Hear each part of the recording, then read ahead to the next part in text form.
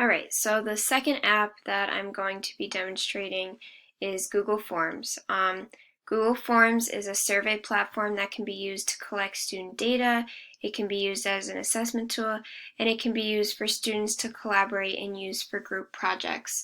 Um, the Google Forms is just such a great way to collect data and have everything kind of in one place, and it's great for like any type of feedback that's needed. Um, Google Forms got 4.8 out of 5 stars on the App Store as well. So I'm going to go to Google Forms. So this is what it'll look like when you first click on it. Um, so as you can see at the top here, you can either start with a blank form, or you can kind of base it off of one of these other forms at the top, depending on what you want your form to look like and what the idea of it is.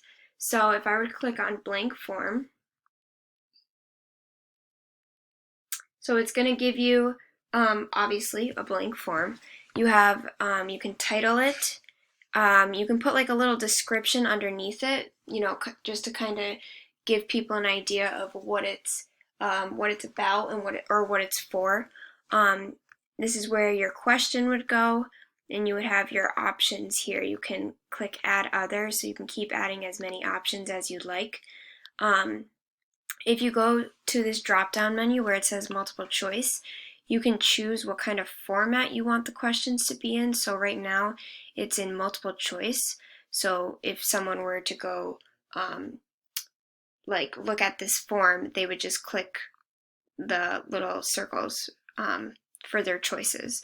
Or you can do check boxes. So if you wanted more than one option, you would probably use check boxes. And then there's also drop-down menu, so you can give different options within that drop-down menu, and you can write your own in that drop-down menu. You can also format it in different ways. You can do short answer or like a paragraph format if you're not doing multiple choice, check boxes, anything like that. You can also choose how you want it to look. So you can format it how you want it to look, whether you wanted a multiple choice grid or a checkbox grid. And you can also add dates and times, which can be very important if it's for like an event or something along those lines. So if I'm just going to click it back to multiple choice.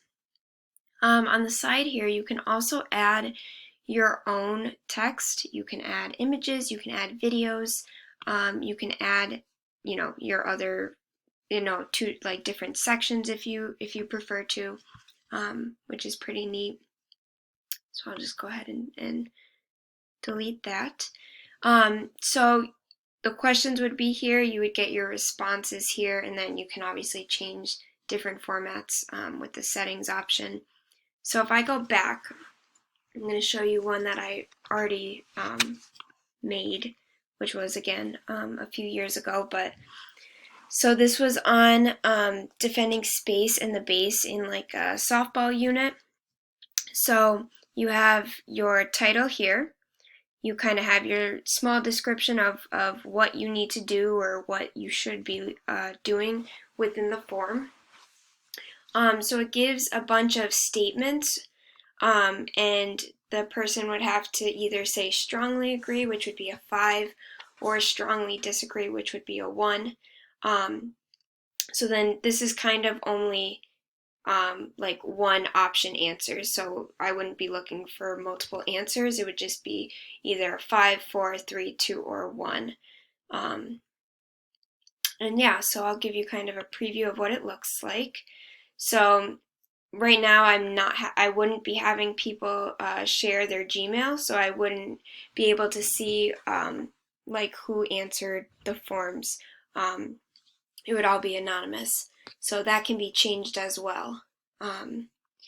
Yeah, Google Forms is a great way to get feedback, and it's a great way to enhance, you know, different events and things like that. I think this would be just very ideal to use, not even in PE, but just like throughout a school. Like if there's an event coming up, maybe like putting out the date and like what works for people and what it would be about. Like I think it just has so much that you can use it for that it would be so beneficial for a whole school to use, not just in PE, but in general.